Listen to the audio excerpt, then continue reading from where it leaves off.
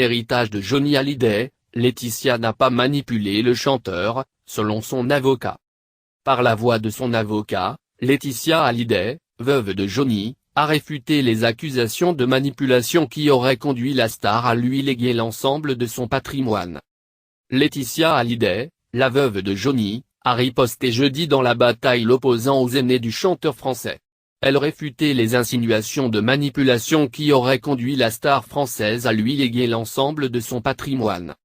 Dans un communiqué transmis jeudi soir à l'AFP, son avocat, Mehrdad Amir Aslani menace de poursuivre en diffamation ceux qui diront que son défunt client ait pu être une personne manipulée, ciblant notamment ceux qui n'étaient plus en relation avec lui depuis des années.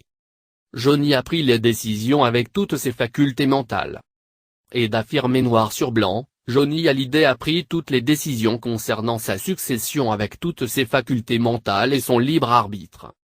C'est la deuxième fois que la veuve installée aux États-Unis s'exprime, par la voix de son avocat, depuis que le conflit a éclaté au grand jour après la révélation du testament du chanteur. La chanteuse Sylvie Vartan, la première épouse de Johnny Hallyday et mère de son fils David, a jugé impossible qu'il ait pu renier son sang et son histoire et déshériter de son plein gré ses deux premiers enfants. Le Johnny que j'ai aimé était généreux et sensible. Ce testament ne correspond en rien à l'homme dépeint aujourd'hui, a-t-elle déclaré au Figaro. Laetitia, discrète mais écœurée. Près de 3 mois après la mort de Johnny Hallyday, décédé le 6 décembre des suites d'un cancer, ses deux aînés, Laura Smay et David Hallyday, âgés de 34 et 51 ans, ont lancé des procédures pour faire annuler le testament de leur père, rédigé aux États-Unis au seul bénéfice de sa veuve. Réagissant quelques heures après, Laetitia Hallyday avait fait part de son écœurement avant de se faire discrète sur les réseaux sociaux. David et Laura ont également intenté une action en référé pour obtenir un droit de regard sur l'album posthume de Johnny, ainsi que le gel de son patrimoine dans l'attente du règlement du litige sur l'héritage. Une première audience a été fixée au 15 mars devant le tribunal de Nanterre. Jade et Joye, cible d'insultes. Cette bataille, se déroulant sous l'œil des médias, devrait durer des mois. En attendant, elle divise fans et proches du chanteur qui, pour certains, prennent parti. Johnny Hallyday a fait le nécessaire de son vivant pour mettre ses enfants majeurs à l'abri du besoin, via notamment des donations, a insisté l'avocat de Laetitia, réfutant l'idée qu'il ait déshérité ses aînés.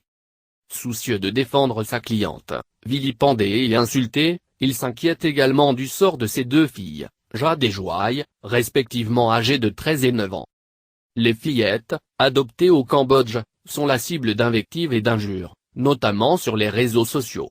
À tel point que Jean Renaud, parrain de Jade, et David Hallyday s'en étaient publiquement émus. Je ne peux comprendre et supporter ce déferlement envers mes deux petites sœurs, a écrit David Hallyday sur Instagram. Préoccupé par la violence de ces attaques, l'avocat de Laetitia réfléchit à entamer des poursuites. Un patrimoine de plusieurs dizaines de millions d'euros. Le 9 décembre aux funérailles du rocker, pour lesquelles des centaines de milliers de fans s'étaient rassemblés dans le froid, la famille Hallyday était apparue unie. Le patrimoine de Johnny Hallyday représenterait plusieurs dizaines de millions d'euros, propriétés, voitures de luxe et droits issus d'au moins 1 millier de chansons.